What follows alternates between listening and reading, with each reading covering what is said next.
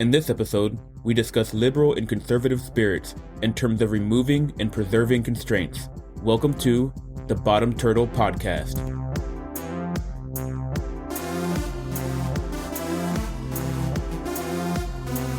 Hello, everybody, and welcome back to the Bottom Turtle Podcast. I'm Dr. Shannon Ray, and we're joined by our co-host, Oyani Onemiya. How you doing, Oyani? I'm doing okay, Shannon. What's up, man? What's going on? It's funny. It's funny because we before we start the episode, we always have little conversations to warm up and just kind of see how each other are doing. And so we both know that we're currently not great. It's been a rough couple of weeks for both of us. Yeah, it really has.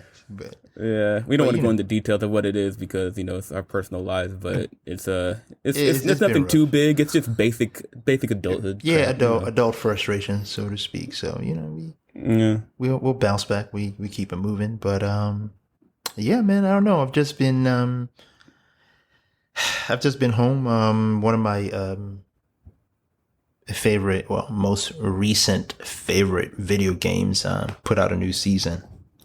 What is Tuesday in Apex. Oh, that's right. That's right. Oh, I thought you stopped playing that. I still play it, man. I'm a sucker, but I'm not any good at it, guys. So I mean, if you find me in your lobby, I'll probably suck. But I enjoy playing it. I think it's the challenge of it and how dynamic each game you play is.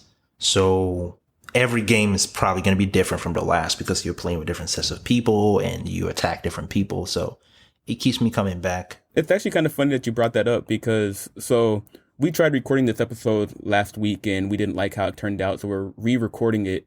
And so one of the things that we do when we re-record is we have to find a new way of starting our topic because we found in the past that when we record something, we don't like it and we try to re-record. If we don't start, if we don't start from a new point of attack, then it feels like we're trying to reproduce what happened last time, and it's just not good. So we have to kind of find a new way to start our episode.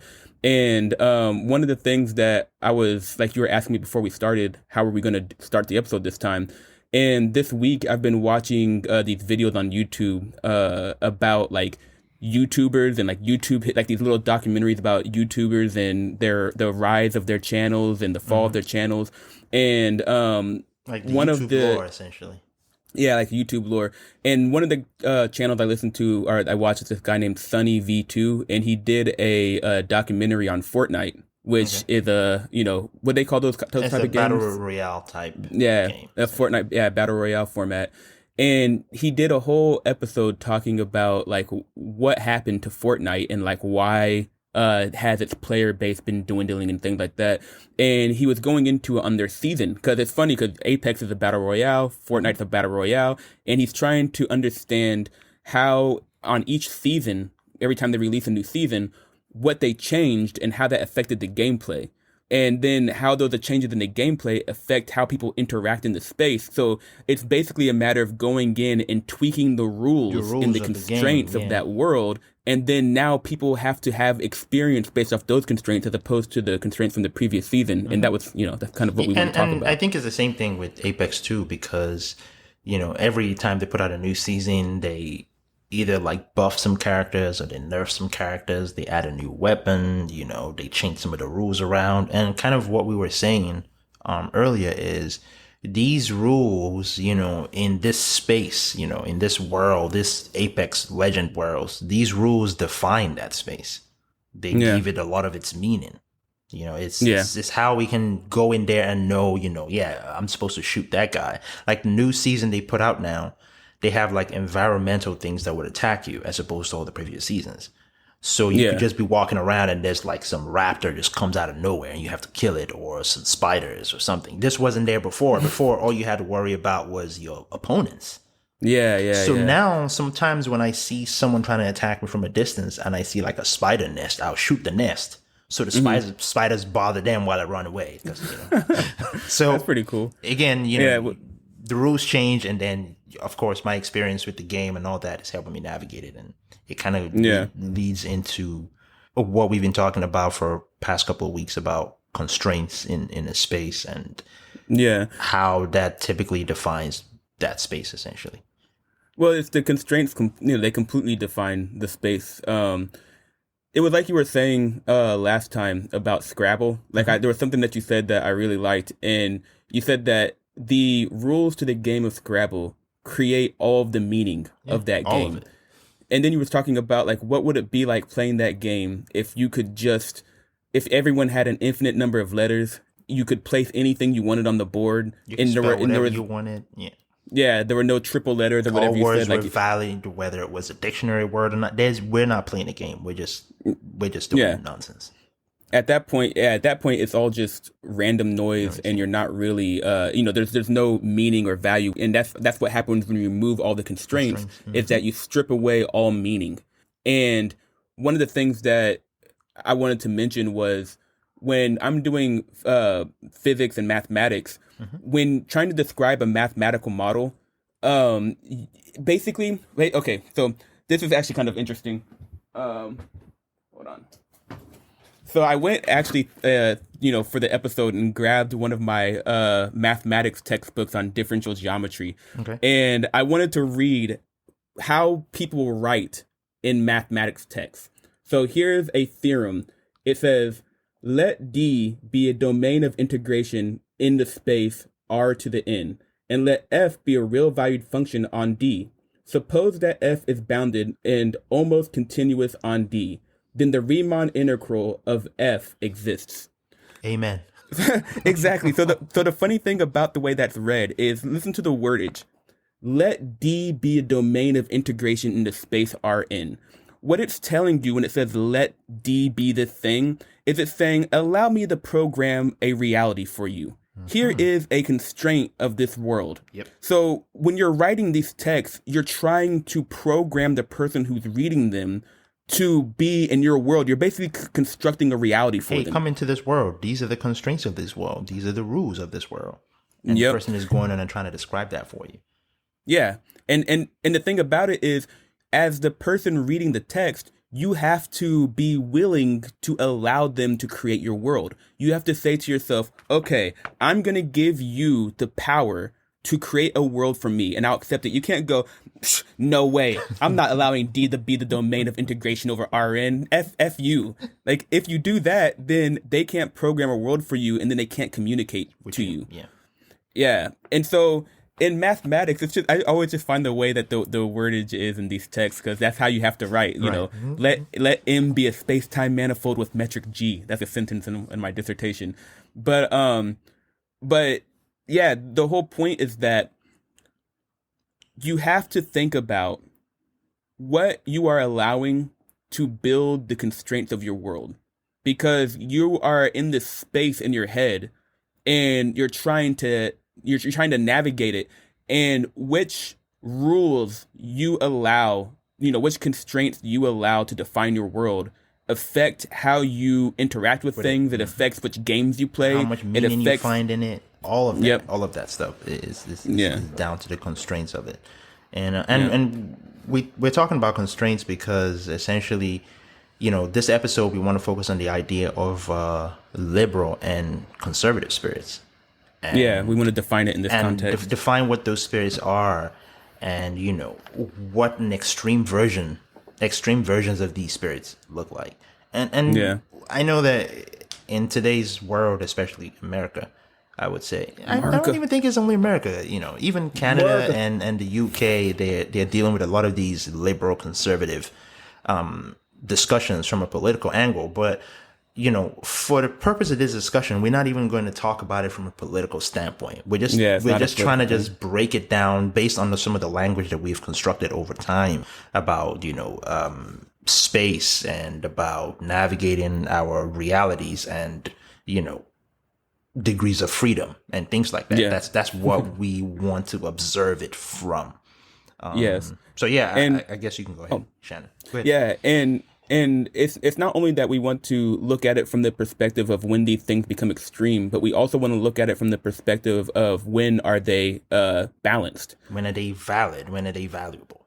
Yeah, when are they not corrupted? Yes. And so the idea is, like, in the last couple episodes, we've been talking about continuums and we've been talking about constraints, and then the constraints, they exclude things that are outside the boundary of the constraints, and then they include all things that are inside the boundary of the constraints. And so this is the context in which we want to talk about liberal and conservative spirits, where liberal spirits want to remove or take down constraints, which are like rules. And conservative spirits, they want to preserve and follow the rules. And so they want to conserve the rules, they want to tear down the rules. But you have to think that the reason why this is important is because if you've been listening to our past episodes, and we've been talking about entropy and the idea of the size of the space that exists given some constraints. So I think one of the examples we used is if you tell someone to go to the store and get them cereal, then if you know what cereal is, then you know what the constraints are of what constitutes a cereal. And if someone just goes and gets a random cereal and brings it back, well, whatever cereal you got, that's what you got, because you didn't give more constraints. But if you said, get me a sweet cereal, it goes from the larger space of cereal to this smaller space of only sweet cereals. So now all, non-sweet cereals are excluded from this. And so what that means is that the points that are inside the boundary, the things that are consistent with the constraints, that's your freedom. That's the freedom you have. That's how much you can stretch. That's the bounds of what you can look for at the grocery store, essentially. Yep. And it's the bounds of what you can create with. So it's like, all right, I want to, I want to go get this person some cereal, but these are my bounds. Or think of it in terms of of Scrabble. Like it's going to bring up Scrabble. Think of it in terms of Scrabble. Scrabble is brilliant to explain it, because I have these 7 letters, and I have to create with these letters. These are my constraint. And guess what? On the board, there's only XYZ number of places I can even put these things at. Yeah. So you have just the bounds for what you can create, what you can do, how much meaning you can derive from that world in that point in time is shrunk down to just this small space that you now have to search. As opposed to playing a game of Scrabble where it's like, oh, well, just do what you want. You have all the letters. You could look in the tile bag, pick out whatever letters you want. Yeah, that's chaos. Yeah. And I think that one thing I want to point out is even beyond just like how many letters I have in Scrabble, but just think about the Scrabble universe. So you buy a Scrabble board, you pull out the rules, and those rules give you the constraints on how you can create. So now, if you'd agree to play a game of Scrabble with someone, you basically have the opportunity to create art.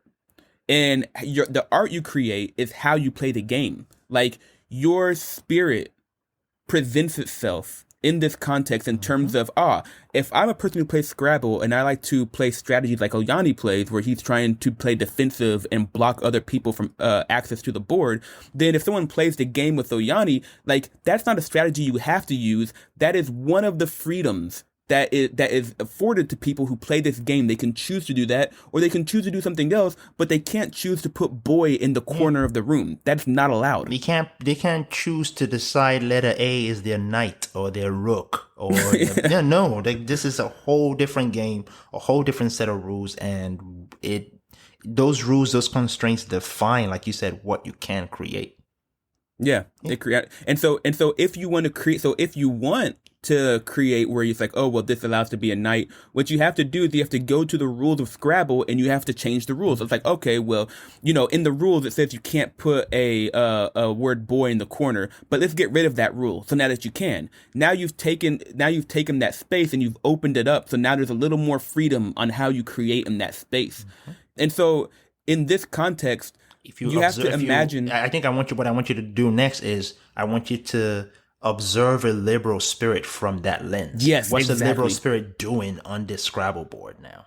Yeah, that's exactly where I was going to go with it. Because now you can say, okay, so what does the corrupt liberal spirit look like? Well, the corrupt liberal spirit is, or the extreme, I want to say extreme corrupt. We can go into the details of that later. But the extreme liberal spirit is like, no rules. You can't have any rules. It has to always be complete freedom, so that, I have the complete freedom to do anything and you can't make any rules on anything. Yeah. And so, as you were saying, now we're stuck playing this game of Scrabble where there's no rules. You can do anything. And because there are absolutely no rules and you have absolute complete freedom, then that means that nothing you do has any meaning. So it's like, is this even a fun game to play? There's no hierarchy to how you're scoring this game. There's no, because in Scrabble, like the C is 4 points, S is 1 point. There is no hierarchy now for which letter weighs more than the others. Everything is all equal. Everything is all the same. You have the freedom to play what you want. We all have to accept it. And you could just go on. And then this game of Scrabble has suddenly deteriorated into noise.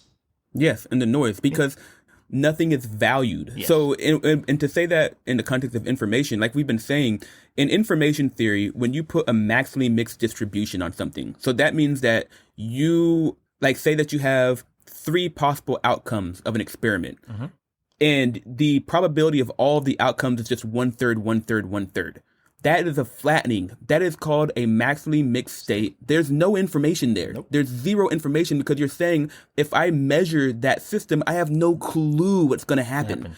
And it's the same thing in terms of your values. Like if you get rid of all of the rules of Scrabble, then nothing is valued more than anything else. So you've put a maximally mixed distribution on values, meaning that you are valuing nothing. It's like what that Blue Buddha dude was talking about when he was used that example of the bowl, and the idea that if your grandma gives you this bowl, that was like passed down to you, and you put it on the street corner, you're going to be really nervous about, oh, is someone going to mess with the bowl? Is someone going to defile the bowl? But if you then say if you didn't take all bowls and you value your grandma's bowl up the same way you would any other bowl, then if you put that bowl on the corner, then you're not going to care what happens to it at all. It's just a bowl. Yeah, whatever. I could get another one. It's just a bowl.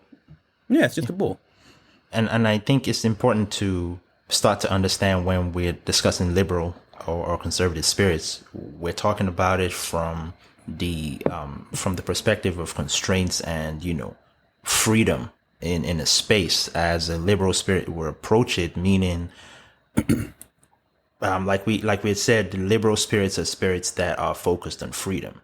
They're focused on inclusion. They're focused on, change and removing constraints. Yeah, removing constraints. They're not focused on preservation of rules or system or, creating hierarchies and value, things like that. The liberal spirit at its core just wants freedom, change, and inclusion. Yes. And we want to emphasize that we're not saying that this is a characterization of people who politically identify as liberal. This is not a political discussion. This is something deeper than that, because within anybody's system, they have these two spirits that are pulling for control over the system like any other spirit in the system. And these things have to have balance. Like the liberal spirit and the conservative spirit within your system has to be balanced. Yeah, and I think we need to talk about what the conservative spirit is first, because So we've defined the liberal. Yeah, so we've defined the liberal spirit in terms of change, removal of constraints, and inclusion. Because if you remove constraints, that increases the boundary, which includes more points. The conservative spirit is one that wants to preserve constraints. It wants to preserve rules. It's it's basically the opposite of the liberal spirit. It wants to preserve constraints, preserve rules, and keep things pure. Yeah. So it wants to be like, okay, we want to maintain this structure. Because remember, like we said in the first episode of this season, the stability configuration principle.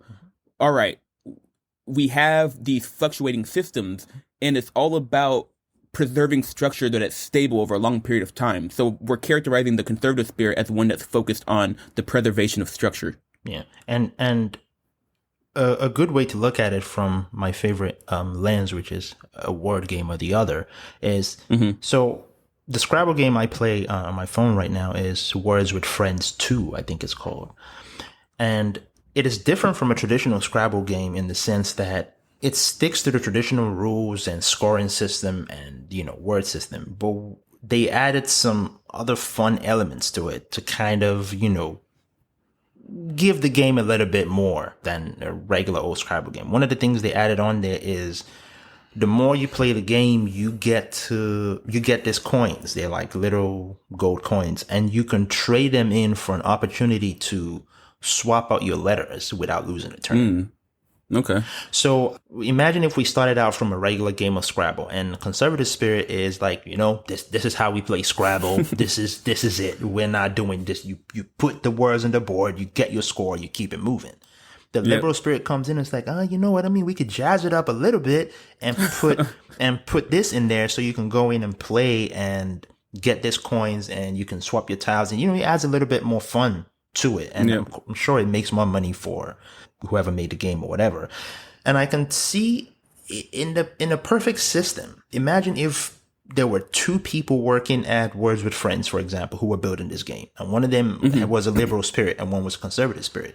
In a perfect world, these two spirits are trying to find a balance. They're trying to find harmony. Yes. That's how it should work. It's like, okay, we don't want to take out all the rules because that kind of gives the game meaning and kind of gives it the familiarity everybody's used to. But on the other hand, we can add this and we can include this and we can include this point.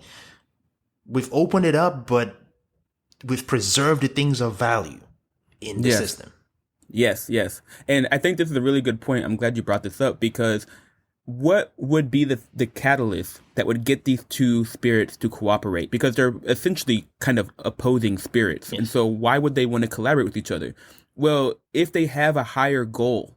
So if the two people working at this company are like, okay, our main goal is to make a game that's fun and to make money. Yes. That's what we want to do. And so if it came down to the point where they're discussing a design aspect of the game, and one of them leans more toward, I want a pure Scrabble game. This is how I want it to be. If the liberal spirit can come to him and go, hey, but remember, this is our goal. Our goal is to make more money, and research has shown that people are more interested in these aspects. So if we include these aspects, perhaps we can actually reach this goal. If the conservative spirit is balanced and it loves the system to where it's trying to do what's best for the system, it'll go, okay, I will give up my control over the system. I will give up some of my power to create so that we can include this rule. Because I'm more in favor of what improves the system and reaching this goal. Yes. So once you decide what game you're playing, once you decide what your goals are, that's how you can start determining, okay, how to get those two spirits in balance. How you get those two spirits in balance, yeah. And it's that aspect of it's that aspect of knowing which games you want to play that orient you in the conceptual space. Because remember, we're trying to, as these physical systems, we're trying to navigate the space of all ideas, of all things we can choose to do. We're trying to navigate that space, and it's not always clear what games to play, which things to value. And again, like looking at this idea of what you value in terms of the liberal and conservative spirit, if you are a liberal spirit that's like, I hate hierarchy, any concept of hierarchy at all is wrong. And so saying that one person's values are better or worse than someone else's, that's always wrong. All values should be treated equally. It's like, well, what you're doing when you do that is you're flattening the space of values, which means that there are no values. You're getting rid of all of the meaning. And the problem is that if the rules to the game you're playing are forced on you, like say the laws of physics, like those are some rules to the game of navigating the physical and conceptual space that we can't break, that those constraints, they're not going to create a flat world. They're going to create a world in which certain points are more valuable than others, like not eating yourself to death. That's more valuable than eating yourself to death. If it is the case that you want to continue living. Once you know that you don't want to die. Yeah, you're not driving 150 miles an hour on the highway, like things like that. And from a design perspective, it's when you say if you're a spirit, a liberal spirit who has just gone to the extreme to where you don't value any kind of hierarchy. For me, from a design perspective, that's funny. It's funny because there's something that I had to learn in my early days when I started getting into design is hierarchy. And hierarchy is how, like, if you have to design a document, for example, hierarchy is how you pick, what font and at what size and what kerning do you want the header to be. Then, the subheader and then the body text. Okay, so if you study design, if you study design, then hierarchy, this is what the term hierarchy means whenever you study design. Yeah, okay. So it's like saying, imagine if you went and got a newspaper. Mm-hmm. And you know what newspaper body text looks like, right? Yeah. Imagine if the entirety of that used newspaper was just newspaper body text. There was no big letters for the header. Yeah. It was just body text. You will never get nothing. You will it will hurt your eyes to even read. is the most unappealing thing. People would not like it. And somebody else out there is going to think about, hey, if I make these words big like this, I do this, and they're going to get more attention. And if you're competing in a business to, print papers, then you will lose the game. You will lose the game. Exactly. And so, you have to be aware, if you break this down, let's bring the newspaper as a closed universe and say, we live in this newspaper universe. Yeah, we need those headers. We need the subheaders. That's how we can navigate the paper, find out what's important to read, the ads. Imagine if everything was just Times New Roman 13. An entire newspaper. Everything in there was Times New Roman 13. Nobody would read. And that's when you've essentially wasted your time designing this newspaper, and you've not passed no information to nobody. You just made it for yourself. It means nothing. It's useless. Yeah. And so it's a good way to start to picture what the extreme of a liberal spirit is. And it's just and like you said, the first step is, what game are we playing? What game are we playing? Yeah. And for both the liberal and conservative spirit, that's a question that, when they get together to figure out a solution to a problem, or like we said, two people working at a company developing a video game like Words with Friends, what is the goal? What game are we playing? That's the first thing both spirits need to figure out. And in the pursuit of growth or achieving this goal, some of the power needs to be given up by the liberal spirit, and some of the power needs to be given up by the conservative spirit.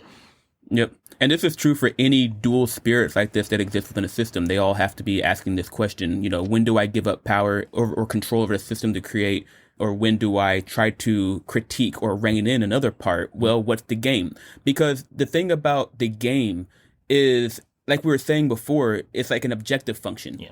And once you have the game, then you have constraints, which then creates a space, and that space is not flat, because different points have different value depending on what it means to win the game.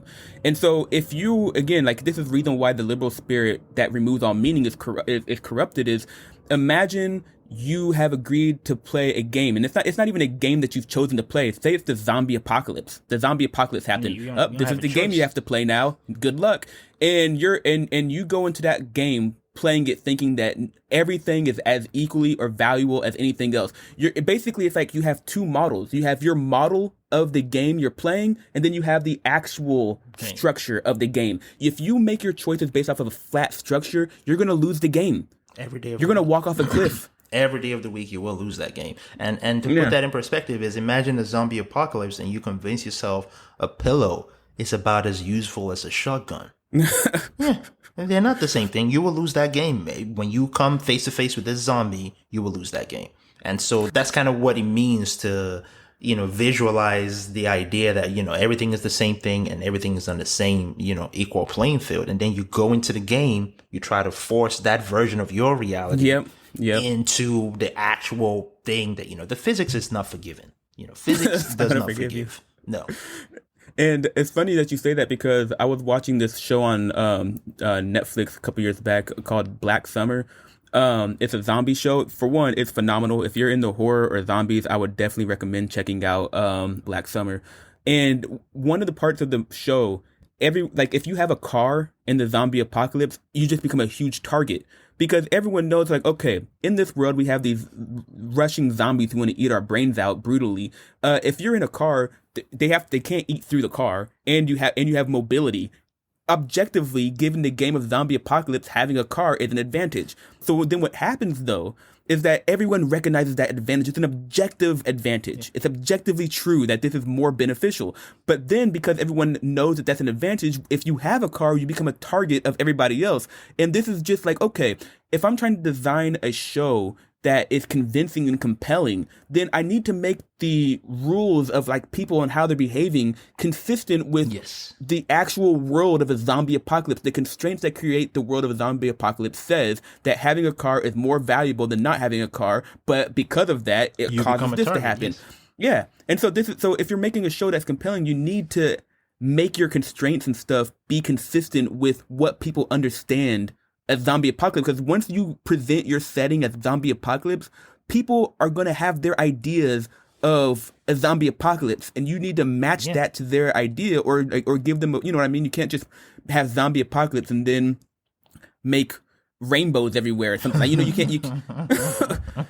Yeah. Even and to piggyback on that, just if you notice how a lot of these movies are created, like if it's a really good movie, the little bits and pieces that actually create that world and give it so much more meaning, you can see them put it in there with things like the coloring of the movie, things like, the sound effect, for example, is another thing that will be thrown in there to add more meaning to this world. And I can't imagine a zombie apocalypse movie having like a kids background music going on. I mean, I guess maybe it might be interesting, but we need sound. For example, something intense happens, and then you play it's the song that never ends. Exactly. It's like, there's no context. There's no reason for it. It's like an intense scene happens instead of putting some intense music or something like, or some and so obviously music, for a zombie apocalypse movie, for a producer or a group of people who are making that movie, we now have to obviously see. Is the song that never ends, a song like that, and an actual intense musical, they have different values. Yes, they have different values. Yeah. Yep, exactly. They have different values. Like so if I am a liberal spirit and a conservative spirit when making this movie, and we know, look, this is the rules to the game to making a zombie apocalypse movie. And then the liberal spirit comes and say, you know what, forget that. Let's just put kids' music all the way through. What game are we playing? First question. Yep. Well, the thing is, I want to kind of all right. I think we've crapped on the liberal spirit enough now. I was going to get that, but I was going. But this is a good point to transition into what it does that's good, because the thing about it is, if the constraints are always preserved, so that you have a structure and these constraints are always preserved, you don't have freedom to create. Your freedom to create is limited, essentially. It's limited, yeah. So now we can put this in perspective of the extreme conservative spirit, and we can do that in the context of your iPhone. Say you have your iPhone and it has a limited storage amount. And so say that someone has stored some information on your phone, and then they go, the information on this phone is sacred. You can't change it. It has to be exactly like this forever. And it's like, yeah, but there are like 5 people here, and we all need, like, that's the only phone we have to use. So like, we want to be able to put something on that phone. We want to be able to create some art or put some information on that phone. So to do that, you have to erase some of the stuff that's on there. So you have to remove the configuration, the constraints, that is the data stored on the phone. You have to remove that so that you can create. So the thing about the liberal spirit that's good is that when it's removing constraints, it creates freedom to create. And so when you're trying to play a game and say that someone has created a pretty good strategy, like, oh, dang, this strategy is pretty good. Maybe I'm trying to get a bunch of followers on social media, and you have some strategies like, oh, this strategy is pretty good. If you fix to that strategy and be like, oh, I can't change that strategy at all, then if the game starts to change due to how people are playing it, how people value things now, if the game starts to change, if you're like, nope, I'm only playing the game this way, then you're probably going to lose to all the other people who can adapt, because they're giving themselves the freedom to create something new. And so that is the value of the liberal spirit, is that when you're navigating a space, and I think this is a good time to transition into optimization algorithms, because in optimization algorithms, like we're saying, you have an objective function. And you want to optimize, and I'm going to use just the context of minimization, you want to minimize the objective function. So once you give an objective function, that creates like a landscape. It creates a space that you have to navigate. And this space has it has hills, it has valleys, and it's like a really complicated, mountain range with hills and valleys, tall peaks, low valleys, and you're trying to find the lowest valley. That's what it means to win the game, is to find the lowest valley. And the problem in optimization, though, is sometimes it's hard to know whether or not you're in the lowest valley. Sometimes you are in a valley and you're like, okay, this valley seems like a pretty good answer to finding the lowest point in the space, but am I certain it's the right answer? And a lot of times you can't tell if it is. And so in optimization, you need some means to give dynamics or perturb your location in that space so that you can search in that surrounding area to find a lower point. And so that's one thing that's valuable about the liberal spirit, is it gives that extra dynamics Yes. of trying to navigate the conceptual space so that you can possibly find a better answer to a question or a game you're playing. Yeah, and I think a lot of it also adds meaning to, the liberal spirit is where things like innovation comes from, improvement on different things like our way of life and, some ideas that we had. I can't imagine a world without a liberal spirit to where all we're focused on is just conserving and keeping the constraints the way it is since forever. There's some practices that we had years and years ago that are just completely useless right now. And I can't imagine if we had spent so much of our resources trying to preserve those systems as they were, we might not have some of the growth or improvement that, that we have right now. So I know it seems like we spent a lot of time, shitting on the liberal spirit, but it is to say, there is some value in it. And the entirety of what we're saying here is we have to find a harmony between these two spirits. That's the only way we can find actual growth in anything we're trying to do. Yeah, because what you were just describing is fundamentalism. If it is the case, and I like how you said if we use all of our resources. Yeah. So you have to imagine that we are like a computer and we have a finite amount of computational resource. Yep.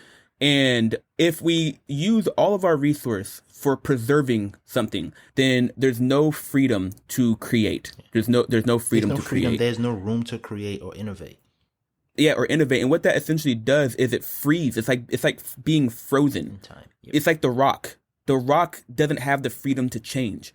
And so it's almost like death by freezing, because part of the thing that makes life meaningful and valuable, and the reason why we can be in so many states of being, is because we fluctuate. Yeah. It's the fluctuation. We have to allow ourselves to fluctuate. And if you put all your resources into nothing but conserving, then it's almost like a death by freezing. And then if you become tyrannical, where you're like, nobody is allowed to create. Everyone must preserve. Everyone must preserve the purity of the structure. That is when you're like, all right, that conservative spirit is completely corrupted. Yes. and it's broken. It's easy broken. To see, like, in how much more difficult and at the very least uninteresting life is when it's you're kind of stuck in that bubble of I have to preserve everything. Because, one of the most cliche sayings I heard when I was a kid is change is the only constant thing in life.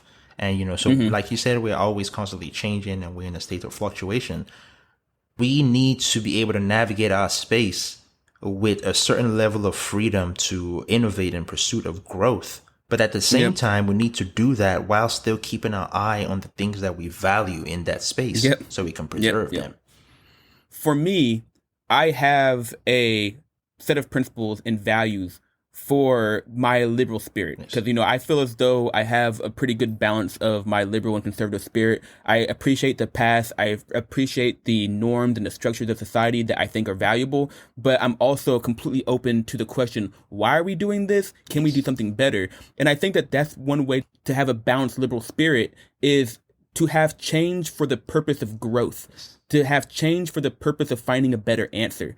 And whether or not you're growing or having a better answer is determined by what games you're playing, which is determined by your values. It determines by what your values. Your games are determined by your values.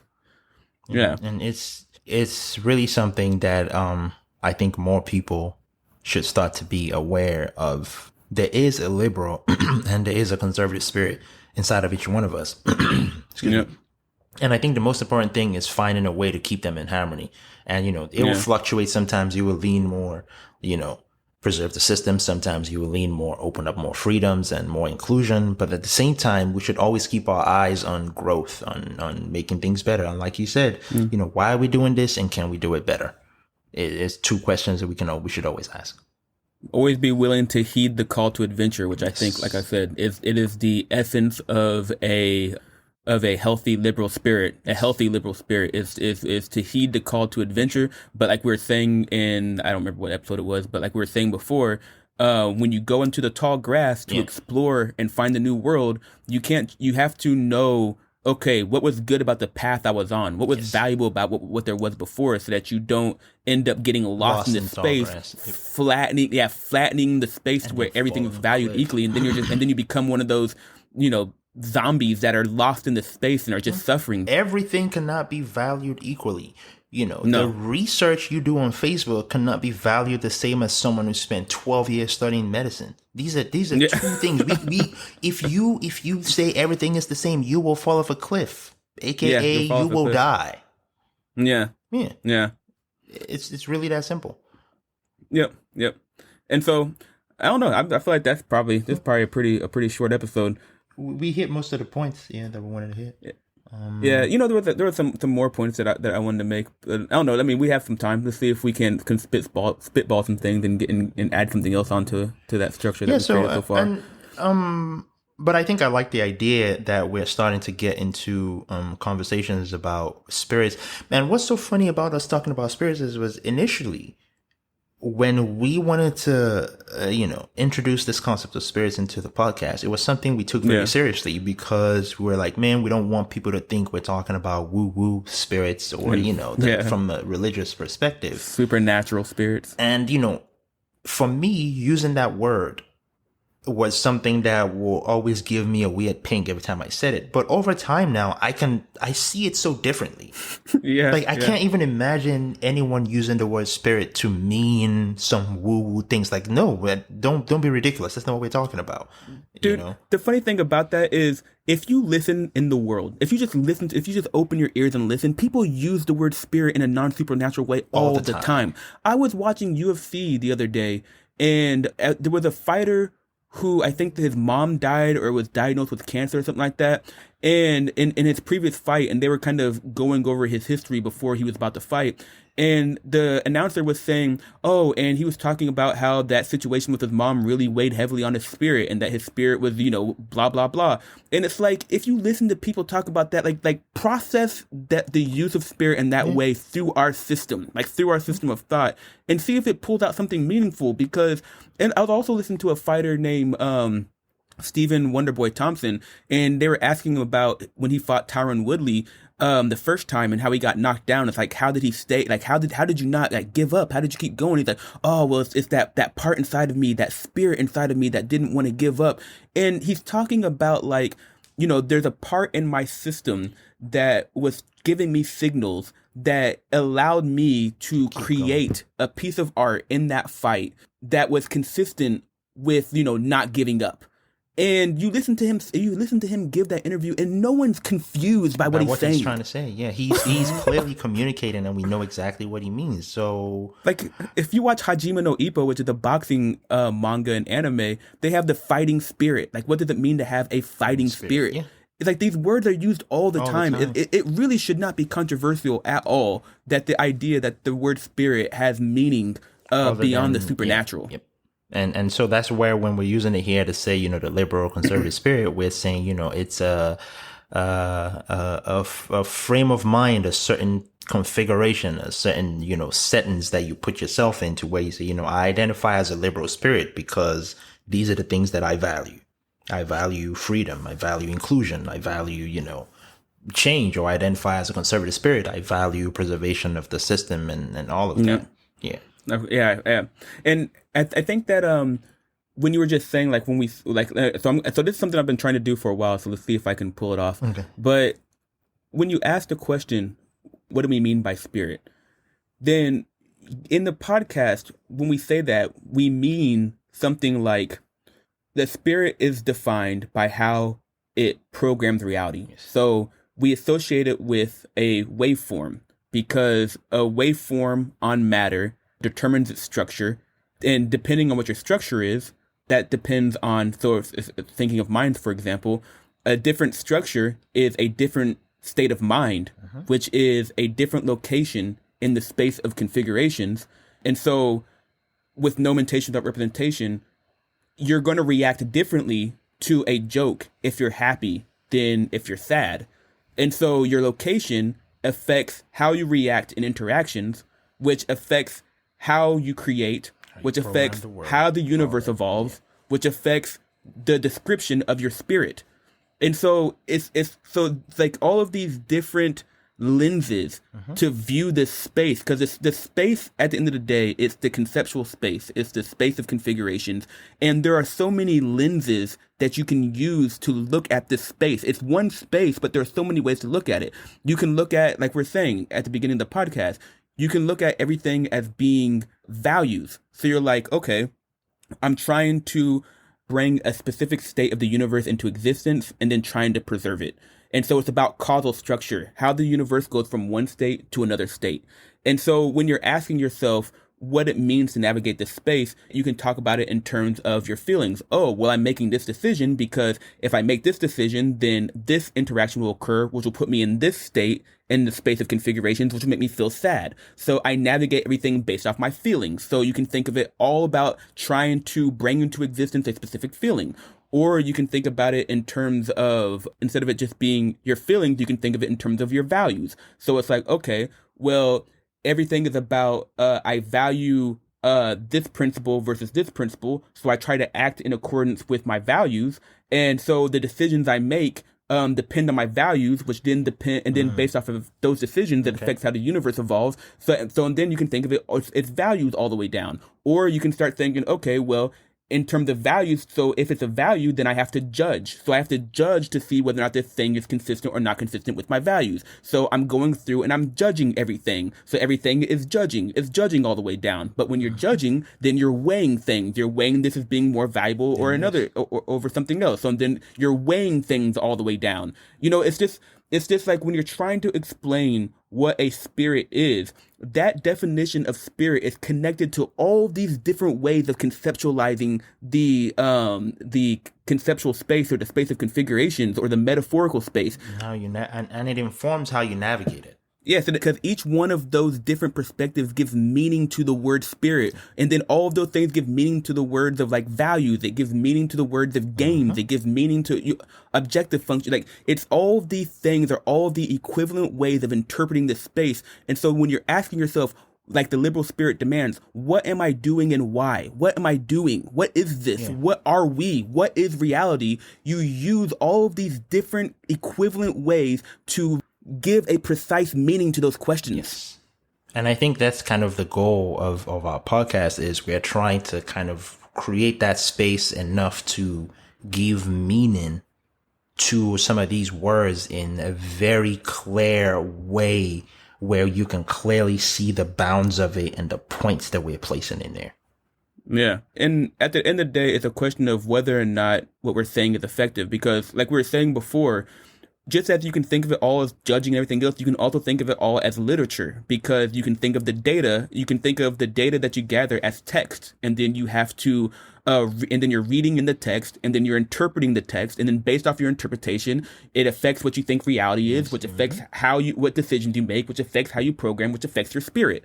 So it can be, you can view it in terms of its literature all the way down. But at the end of the day, what is at the core of all of this is causal structure. When X, then Y because of Z. Yep. Inputs and outputs. If I have this input, what is the output? And then the Z is the context. It's the way you interpret things. It's your worldview. And it's important to remember that as we, as you kind of listen to this podcast and try to conceptualize what a liberal spirit really means, aside, without the political, lens of it, what the conservative spirit means without a political lens of it.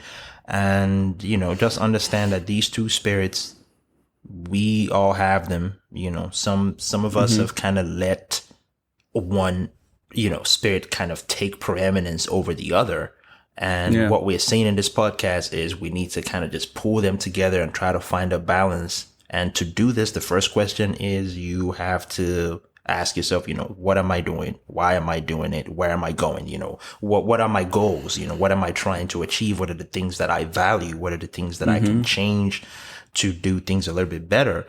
And, I'm hoping that this sparks some lively conversations, I guess, with people who listen to this podcast and with us too. We're hoping you guys have some more insight on what it means, but this is not political at all. Not even in any way, shape or form. We're just trying to explain what a liberal spirit and what a conservative spirit is. And you could take this key that we've given you and use it to turn any lock. If it's the political way you want to look at it, you can actually break down political point of view using this.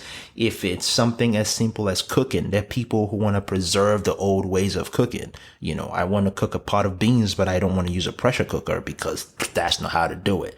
And it's like, okay, is it going to be faster? Is it going to affect the flavor? Do we want flavorful? Do we want speed? These conversations have to be going on in your head and that's kind of how the liberal spirit and the conservative spirit do that pull, push and pull between themselves, just trying to find a balance. And I think that it's like this is a good segue into trying to conceptualize this in terms of the larger society. So as we've been trying to say in the past, that your system is an individual system. And within that system are many subsystems, and all those subsystems have the capacity to affect the behavior of the larger system, in which in the way we look at this, the consciousness is just another subsystem within the larger system that has the ability to affect the behavior. But when you take another person and you attach, say, Oyani to like we have Shannon, and then we attach Oyani. Now what we have are two individuals. I put that, we have two individuals that are then interacting with each other, but because through language and because we can understand each other through language, when I'm talking to him, I'm programming him. So his configuration is changing in a way that's correlated to the way my configuration is changing. So now together, the composite system is navigating the conceptual space, and it's doing it differently than it would be if it was just one of us. And so when you put two people together like that, you can think of that as being an individual or a composite system. And when you continually add more and more people, like societies and, like your family, and then your society, your community, that goes up. It doesn't change. You can still look at that group of 5 people or 10 people or 100 people. You can still look at that as one mind, as one individual. And once you have like 5 or 6 people, then you can think of yourself, a single individual, as being a subsystem within the larger system that has the capacity to affect how the system evolves. So from that perspective, you can imagine that every person, each individual within the larger system, they have their own weighting on how they value the liberal and conservative spirit. If I identify more with the conservative spirit, or do I identify more with the liberal spirit, and each individual tweaking their position on that scale between them, that results in a tweaking of the larger system. And so the reason why it's good to discuss this stuff of like liberal and conservative spirits is that everyone has this duality in them.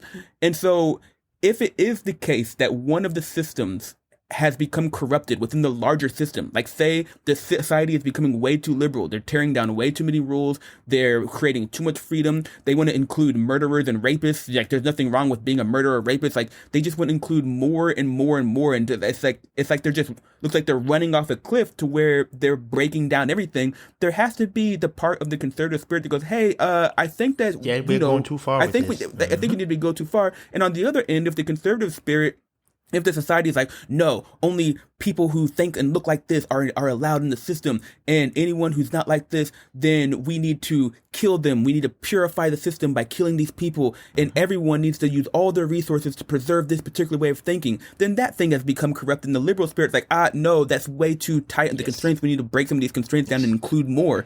It's because everyone has this slide scale inside of them that if you can convince one side of the system that, hey, maybe we need to pull back a little bit.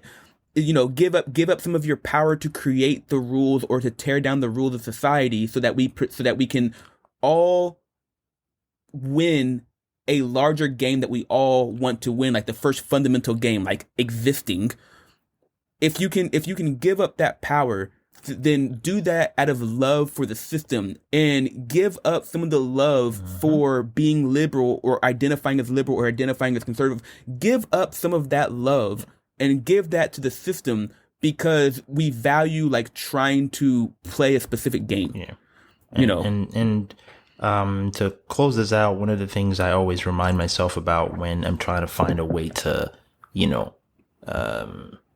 and this is typically common when I'm trying to find a middle ground between an idea, or, find a way that works between a group of people. I always remind myself is we might not be able to get to a point where everybody is 100% comfortable. Definitely, we should not be getting to a point where everybody is 100% uncomfortable either. So you can't be 100% comfortable, and you shouldn't be 100% uncomfortable. What we should be striving for is we're striving for where we can balance out this comforts and discomforts with everybody, because we're part of one system. So if one system just completely steamrolls their ideas all across the board, what you're doing is you're giving all of the comforts to this one group, and the discomfort is just being levied in another group. And we need to be able to balance that out. And that's where, thinking about a conservative spirit and a liberal spirit from the perspective of, what are we trying to achieve? Are we pursuing growth in this? Are we making change for change? Once we start to approach a lot of these decisions or tweak our worldview to see things this way, it will help the group. When I say the group, like all of us, the mind meld that we have created work better. Yeah. And it's a matter of computational resource. So like you're saying, if you're trying to decide the games, like I'm trying to make it to where these people never feel any discomfort, it's like, okay, well, we have a finite amount of resource. Like, you have to understand that we have a finite amount of resource. We have, and when we're talking about resource, we're talking about computational resource. Who has access to the computational resource? Because we're viewing ourselves as a giant computer, and then we're looking at the spirits or the minds on the computer as algorithms. And then different algorithms, if they have access to more power, they get to determine the configuration of the computer. And the computer in this analogy is the physical system, which is the structure of the entire society as a whole. And so you have to ask yourself, all right, who has computational power? And if one group is extreme towards like, nope, we need to get to the point where there's absolutely zero crime, no crime. If there's ever crime, then the whole system's bad. So we need to use all of our resources to get to zero crime. There's a certain point, because it's impossible to get to zero, to get to an absolute perfection of something. There's a certain point to where, okay, dumping resources into that now is detrimental because you're making everyone else suffer. We have to give up resources elsewhere. And now that's when things become completely out of balance. And you have to understand that in this whole thing, like we were saying at the beginning of the episode, when we're coming up with rules, we're coming up with laws for society, that is creating reality. Yes. It is, you are creating the world. It's just like we were saying, it's like in the math text, when I say, let M be a space-time manifold with metric G, and someone reads that and they're like, okay, I'm willing to let M be represent a space-time, then they're giving me the power to create a world, to create a reality for them to navigate in. And depending on which world you're in and what model of reality you have in your head, that's going to affect what you think. It's going to affect how you interpret things. It affects your spirit. Yes. And just to say a very funny thing about this that popped in my head. I can't. It better be funny, bro. I can't imagine if you were taking a math exam, and the question goes, if Tom has 6 oranges and he gives Fred 2, how many oranges does he have? And then you go, you know what? No, Tom has 10 oranges. No. No. No, absolutely not. No, you're going to fail the test. You're going to fail the test, exactly, because these are the rules. The reality has been created for you. Oh, you don't accept it? Okay, good luck. You're going to fall off the cliff. Yep. And I think that's a good way to close it out. Do you want to do the plugs? Oh, you trying to get me distracted? All right, I can try. All right, everybody. No, you do the plugs. Why do you want me to do the plugs, man? I don't ask you to do the intro. So, guys, but yeah, so we're hoping you took something away from this conversation about liberal spirits and conservative spirits. As always, you can hit us up on social media. We're on Twitter, Facebook, Instagram. The Bottom Turtle Podcast. We also have a subreddit. It's called The Bottom Turtle Podcast. You can search for it on Reddit. I think it's just The Bottom Turtle. The Bottom Turtle. Yeah, it's what the subreddit is called. You can send us a message and ask us questions. And we will definitely leave us a review on Facebook. And you can leave us a review on Facebook. Yeah, we've been getting some reviews on that. And we appreciate those. But yeah, we want to have a conversation with you guys. We hope that if you do not agree, you let us know. We hope that if you agree, you also let us know. But like always, share with your friends, subscribe, like the podcast, and tell everybody you know. We rely on your support to grow the podcast. Yeah. And stay turtling, my friends. Stay turtling. Peace. See you later.